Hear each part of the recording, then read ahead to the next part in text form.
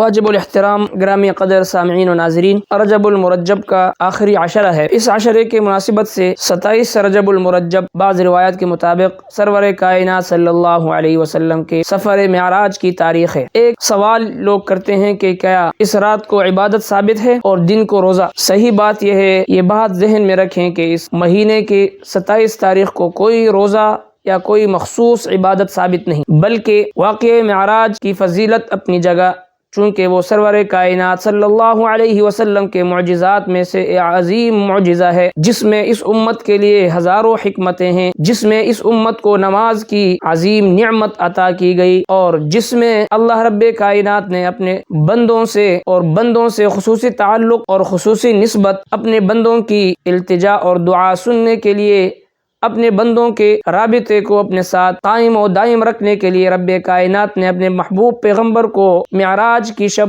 بلا کر نماز جیسی نعمت عطا فرمائی۔ لیکن مسئلہ یہ ہے کہ اس 27 رجب المرجب میں نہ کوئی مخصوص عبادت ثابت ہے اور نہ کوئی روزہ ثابت ہے، اور جو چیز جناب نبی کریم صلی اللہ علیہ وسلم سے اور صحابہ کرام سے ثابت نہ ہو، اس کو لازم سمجھنا، اس کو سنت سمجھنا یا اس کو ثواب سمجھ کر کرنا، یہ بدعت ہے۔ لہٰذا ہمیں بدعات سے بچنے کا حکم ہے۔ ہم کوشش کریں گے کہ بدعات سے بچ کر زندگی گزاریں، سنتوں کو اپنے سینے سے لگائیں۔ جب تک کوئی چیز، کوئی عمل حدیث سے ثابت نہ ہو، قرآن سے ثابت نہ ہو، صحابہ کرام سے ثابت نہ ہو، اس وقت تک اس چیز پر ہم عمل نہیں کر سکتے۔ اللہ رب کائنات ہمیں عمل کرنے کی توفیق عطا فرمائے۔ وما علینا الا البلاغ۔